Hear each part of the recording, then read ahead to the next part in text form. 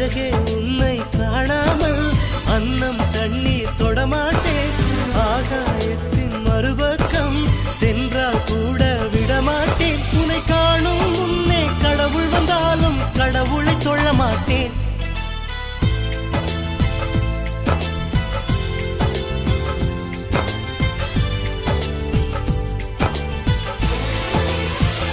எங்கோ ஓர் சாலை வளைவில் உன் பிம்பம் தொலைந்ததடி. அங்கே